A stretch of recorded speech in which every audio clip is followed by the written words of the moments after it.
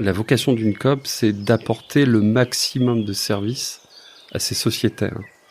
Et une coop, elle est là pour durer. Perchissime, le magazine audio du Perche. Je suis Amélie Dague et je vous souhaite la bienvenue.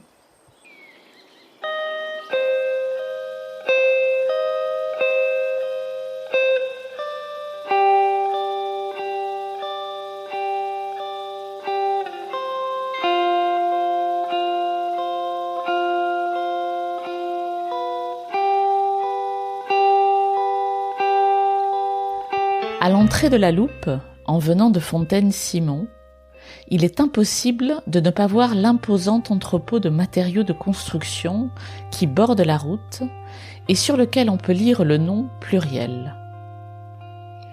Intrigué depuis longtemps par cet endroit, j'ai demandé à l'un de ses représentants de m'en raconter l'histoire. Dominique Denier est le directeur général de Pluriel. Il explique ici ce qu'est cet endroit singulier et en quoi il relève de l'économie sociale et solidaire. Bienvenue chez Pluriel et bonne écoute. Bonjour Dominique. Bonjour. Merci de me recevoir. Je t'en prie. On est chez Pluriel. Oui. À la Loupe. Qu'est-ce que c'est que cet endroit ? Alors, Pluriel, c'est une coopérative d'achat d'artisans du bâtiment qui a été créée il y a 11 ans, donc en 2012. C'est l'initiative de 50 artisans qui ont décidé de créer un modèle d'achat un peu différent, un peu alternatif. Donc on est un acteur de l'économie sociale et solidaire. Et en fait, ces artisans à l'époque, donc globalement dans les années 2010, il y avait un certain nombre d'artisans qui étaient un peu déçus du négoce, puisqu'un artisan, pour faire son métier, il a besoin de bras pour faire la mise en œuvre et mettre en œuvre les matériaux qu'il achète, mais avant tout, il a besoin d'acheter de la matière première pour répondre aux besoins de sa clientèle, soit particulière, soit de pavillonneurs, soit de clients tertiaires, etc.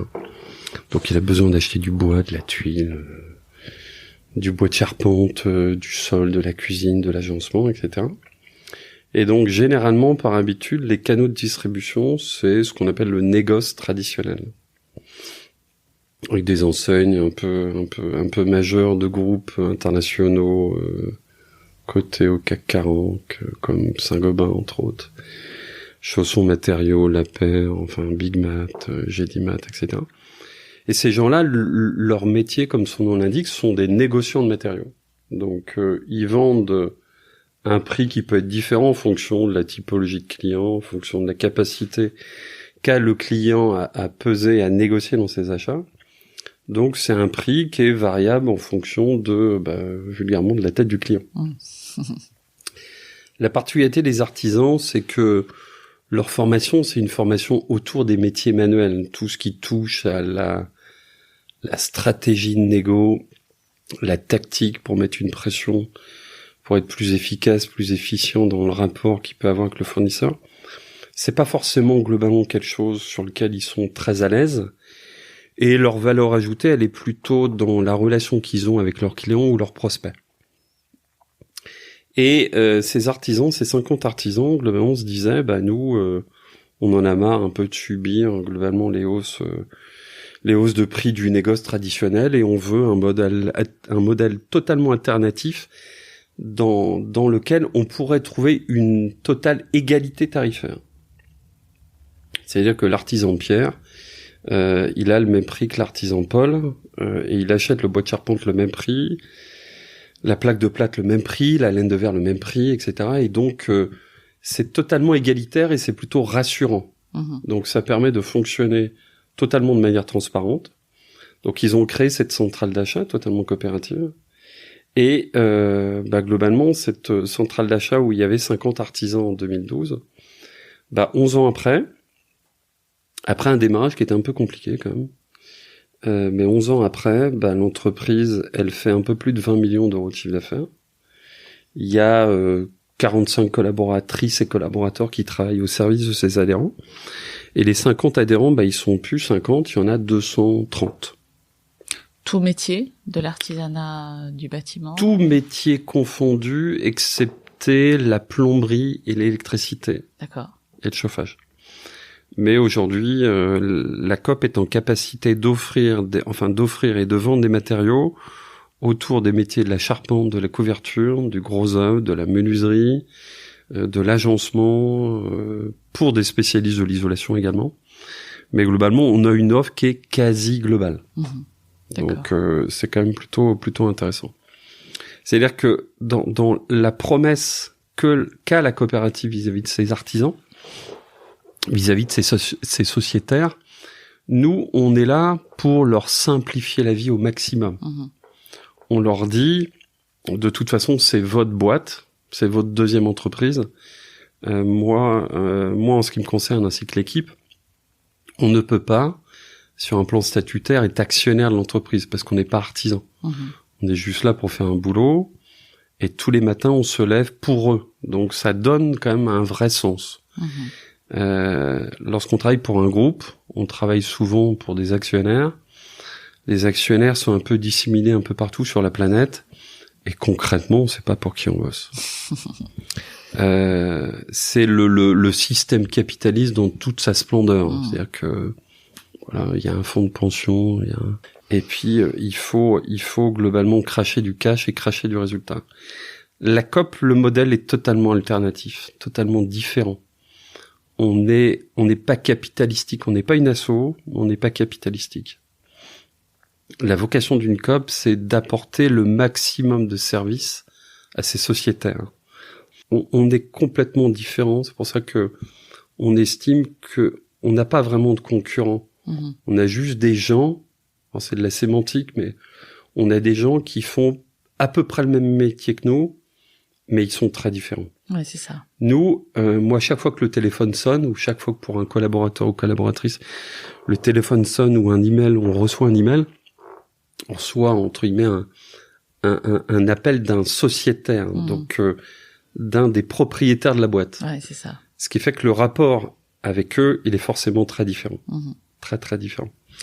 Et on a une égalité totalement tarifaire, donc les artisans qui deviennent adhérents, qui comprennent le fonctionnement de la COP, ils savent que la COP, elle est là pour durer. On est là, nous, on a une vocation territoriale, c'est-à-dire qu'on reste sur le territoire.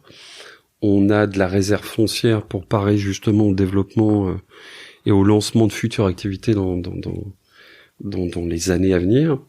Donc on reste sur le territoire. On est là pour durer. D'accord. Et une COP, elle est là pour durer. Et sur d'autres territoires en France, il y a des COP qui existent depuis 40-50 ans. Donc Pluriel n'a que 11 ans, donc Pluriel sera là bien après mon départ, j'espère.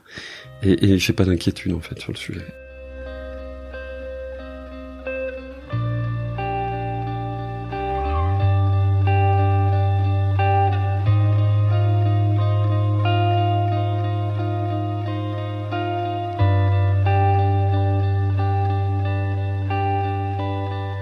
Vous avez parlé d'économie sociale et solidaire. Oui. Est-ce que vous pouvez expliquer ce que c'est? Avec vos mots, bien sûr. Alors, avec mes mots, l'économie sociale et solidaire, c'est une vocation non capitalistique. C'est-à-dire que en début d'année, moi, mon conseil d'administration me dit pas, Dominique, il faut que tu fasses 5 points, 7 points, 10 points de résultat. C'est pas du tout la philosophie. On n'est pas capitalistique. On est solidaire dans le sens où on est porteur de valeurs. C'est-à-dire que il y a des valeurs qui font que notre modèle, il est fondamentalement différent. C'est-à-dire que il y a de l'équité, il y a de l'égalité, il y a aussi de l'entraide. On crée globalement du lien entre toute cette communauté, l'artisan. Ouais. Et indirectement, la conséquence de tout ça, c'est que on crée de la solidarité. Et je me rappelle d'une phrase d'un des premiers créateurs de la COP, qui était fondamentalement individualiste, avant. Et il disait, moi, on a beaucoup de couvreurs. Et ce couvreur disait, moi, je pensais que le gars qui était 2 villages à côté, là, que c'était un concurrent, qu'il était pas très sympa et que j'avais pas envie de lui parler. C'était mon postulat. Je suis rentré dans la COP, je suis devenu sociétaire de la COP, il est devenu sociétaire de la COP. On s'est vu à l'occasion de réunions, de secteurs, d'assemblées générales. je me suis aperçu que c'était un mec sympa, qui avait juste la particularité de faire le même métier que moi, et qu'on avait beaucoup de points communs, et qu'on avait beaucoup de choses à partager. Parce que au final, les problématiques qu'a un couvreur, ils ont tous à peu près les mêmes problématiques. Le travail en hauteur, les difficultés de recrutement, les problèmes salariaux, les problèmes d'absentéisme, les problèmes d'amélioration de leur productivité. Et c'est beaucoup plus intéressant, plutôt que d'être tout seul dans son coin, de faire 2 cerveaux ou 3 cerveaux qui échangent, et c'est beaucoup plus riche. Et c'est dans ce sens-là où on est solidaire, et qu'on fait du social, parce qu'on a pour vocation aussi de maintenir globalement un tissu social et maintenir un artisanat. La COP, on veut pas forcément faire leur métier. Aujourd'hui, il y a 2 syndicats phares majoritaires. C'est la Fédération française du bâtiment et la CAPEB. Donc ces 2 syndicats, nous, on fait pas de politique au sein de la COP, mais on a énormément de points communs avec eux parce qu'on fait le même métier qu'eux. On a la même vocation qu'eux, on est là pour défendre l'artisanat. Donc on a une vocation de territoire. On a une vocation de défendre globalement le petit artisan qui est à Fontaine-Simon, qui est à Senonches. On veut faire en sorte qu'il soit là demain. On est là pour défendre ses intérêts. On est là pour lui apporter le bon produit au bon prix. Donc on lui dit, en gros, si tu adhères à la COP, sois tranquille. Tu auras le même prix que les 230 autres.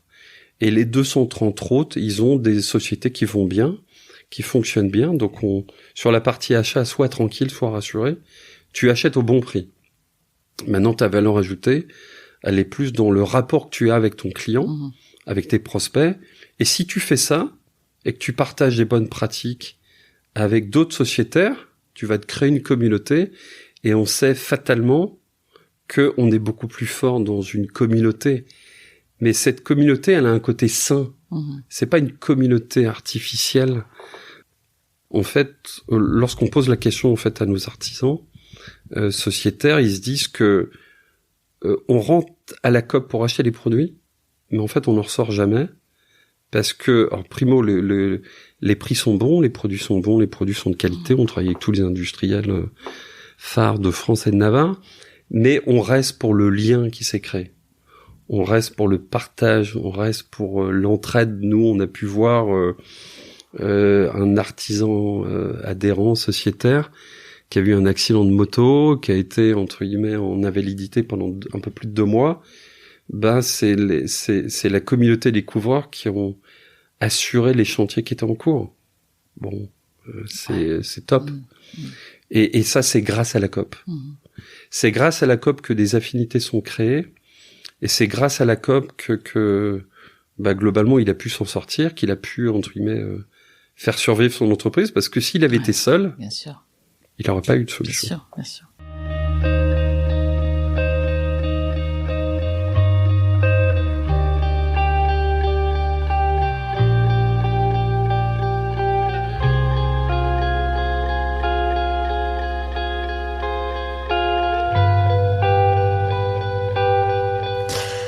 Vous parliez du territoire.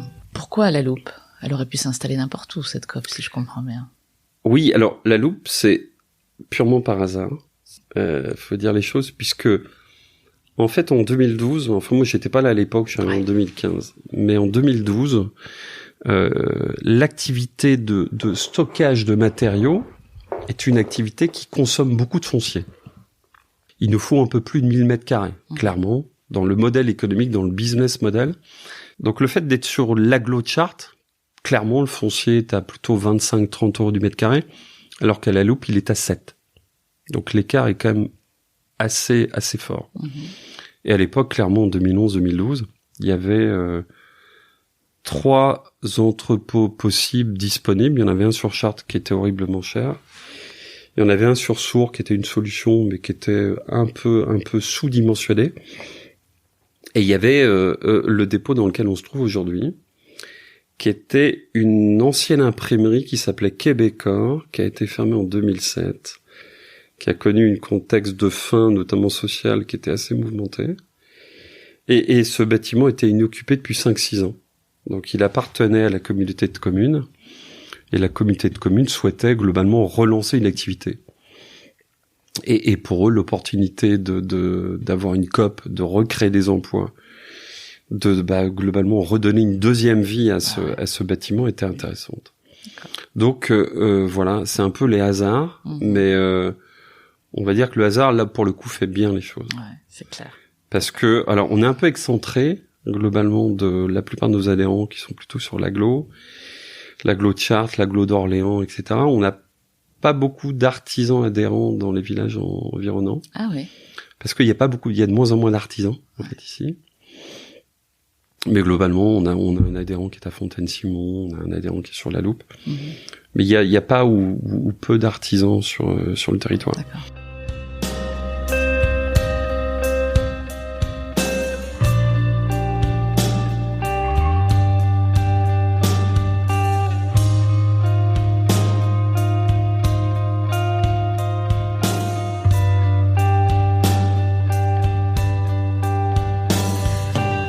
Qu'est-ce que vous y faites, vous, ici? Quel est votre rôle?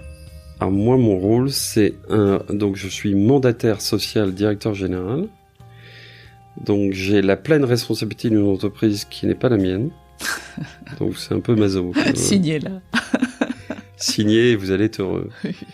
Mais donc non, je suis mandataire social parce qu'il faut un mandataire social. Donc on est une SA coopérative et j'exerce en fait la fonction de direction générale. Depuis maintenant 9 ans, avec beaucoup de plaisir. Parce que, pour la petite histoire, j'étais longtemps dans un groupe qui était un groupe capitalistique, voilà, il y en a beaucoup, hein, qui est un groupe malgré tout qui a des valeurs, qui était le groupe Saint-Gobain. Mais à globalement 40 ans, je faisais le bilan en disant, mais en fait, je sais pas pour qui je bosse. Je bosse pour quelqu'un qui lui-même bosse pour quelqu'un, qui rebosse pour quelqu'un, mais en fait, je sais plus pour qui je travaille. Et il y a des crises des fois globalement à mi-vie ou des crises existentielles. On se dit voilà, faut quand même donner un peu de sens quand même dans tout ça. L'argent est la finalité, mais l'argent doit pas être le but premier.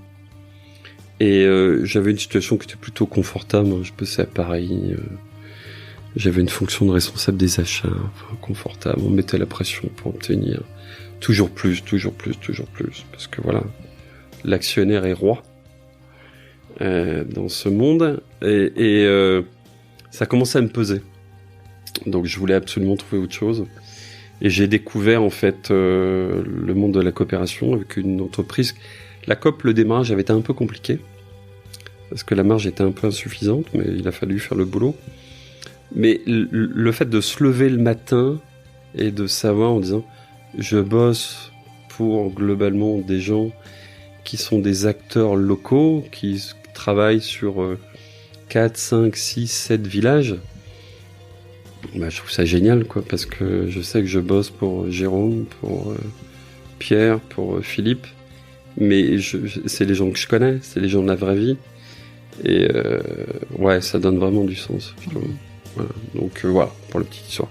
Donc j'ai une fonction purement de direction générale classique, hein, avec les joies et les peines. Donc de recrutement, de fidélisation, de performance, de relations avec les partenaires institutionnels, bancaires, etc. Donc c'est une fonction de DG classique, sauf que c'est un modèle qui est un peu différent.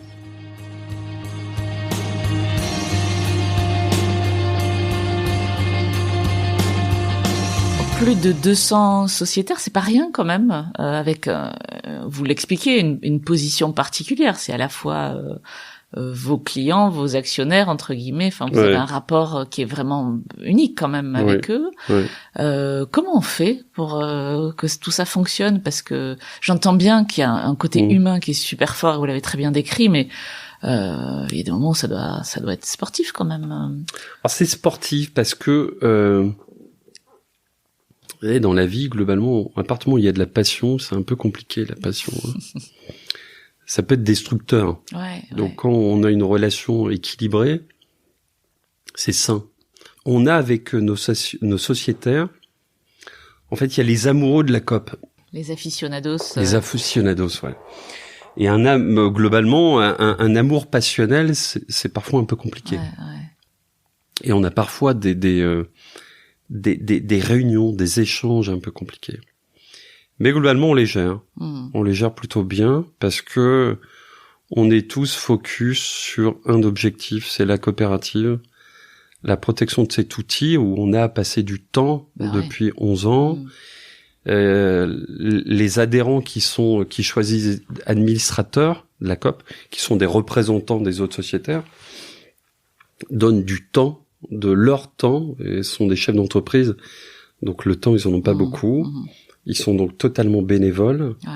C'est à eux que je rends compte chaque mois, qu'on échange sur la vie de la COP, sur la performance, sur les problématiques, sur la stratégie, sur le développement. Il y a un côté passionnel, mais je pense que moi, je me suis découvert globalement j'aime bien ces relations un peu passionnelles. Je trouve ça sympa parce que ça donne de la vie. Okay. Donc, en fait, pour répondre précisément à la question, comment on fait pour que ça marche, on communique beaucoup sur les valeurs de l'entreprise. On est très attaché aux valeurs, à la fois vis-à-vis de nos collabs et vis-à-vis des adhérents. On communique sur nos différences. On est différents. Et il faut que tout le monde intègre qu'on est différent. Et que un collaborateur ou une collaboratrice, quand elle intègre la coopérative, il faut qu'elle intègre globalement un système de valeurs. Nous, un adhérent qui rentre, qui dépose un dossier d'adhésion, il doit signer une charte de valeurs. On peut signer et puis ne pas la regarder, mais on insiste quand même beaucoup sur la bienveillance, sur la présence, sur le fait, on parle de droits et devoirs, c'est-à-dire qu'ils ont le droit de se plaindre, mais ils ont le devoir d'être présents. Parce que cette COP, on l'a fait avancer grâce à tout le monde. Et si personne ne vient aux réunions, si personne n'apporte des critiques constructives, on peut pas avancer. Donc, et ça, c'est assez passionnant. Même si ça consomme beaucoup d'énergie, c'est assez passionnant. Et je pense qu'on arrive, alors on est toujours perfectible. Un groupe, on est toujours perfectible, on a toujours besoin de se remettre en cause. Mais je pense qu'on communique plutôt pas mal nos valeurs et nos différences. Et naturellement, en fait, l'arrivée des nouveaux adhérents, des nouvelles candidatures, se fait par cooptation. On ne fait aucune prospection. Aucune prospection. C'est un administrateur, Philippe, qui va dire, tiens, va voir l'entreprise du village à côté, je l'ai vu, on a un chantier en commun. Je lui ai parlé un peu de la COP. J'ai l'impression qu'il a les valeurs. Et il est OK pour que tu l'appelles. Et va le voir. Et ça se fait systématiquement comme ça. D'accord.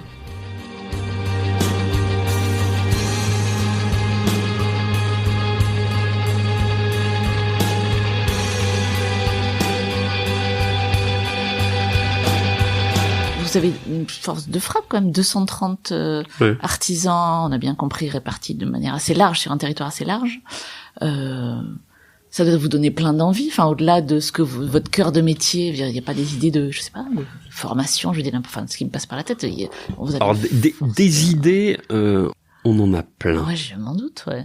Parce que moi j'ai aussi découvert en prenant la direction de la COP que j'étais fondamentalement chef d'entreprise. Alors que j'en avais pas conscience avant. C'est pas ma boîte, mais je fais comme si c'était la mienne. Et avec le conseil d'administration, des projets, des idées, on en a plein. Vous pouvez en partager certains ou... Oui, bien sûr. Ouverture d'une plateforme sur le Loiret, sur l'agglo d'Orléans. Il nous faudra un dépôt secondaire là-bas. Lancement d'une nouvelle offre plomberie, électricité sur l'Eure-et-Loir. D'accord. Donc ça veut dire encore plus adhérents. Potentiellement un showroom. Des showrooms. On a une marque qui appartient au groupement, parce qu'on est rattaché à un groupement qui s'appelle l'Orcab, qui est propriétaire d'une marque qui s'appelle Artisan Artipôle, qui est la marque des artisans. Donc il y a pas mal de showrooms dans l'ouest de la France, avec des COP beaucoup plus anciennes. Donc un showroom sur Chartres, un showroom sur Orléans, l'extension sur de nouveaux départements de l'Île-de-France, le 78, le 91. C'est pas certain qu'on ait atteint tous ces projets avant mon départ vers la future étape de ma vie. Donc non, des projets on en a plein, on en a plein. On peut imaginer je sais pas, on en a plein d'autres. Mais rien que cela, quand on voit l'argent qu'il faut mettre quand même pour financer tout ça, ouais, on est occupé pour les 15 ans à venir. Ok. Largement. Qu'est-ce que je peux vous souhaiter alors? Bah, écoutez, que l'aventure continue.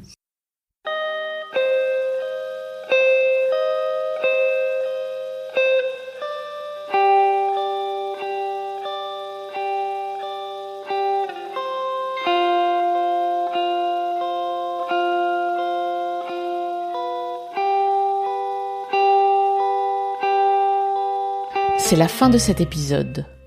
Si vous aimez Perchissime, parlez-en à tous vos voisins et suivez son actualité sur Instagram, Facebook ou LinkedIn. Merci pour votre écoute et à très bientôt.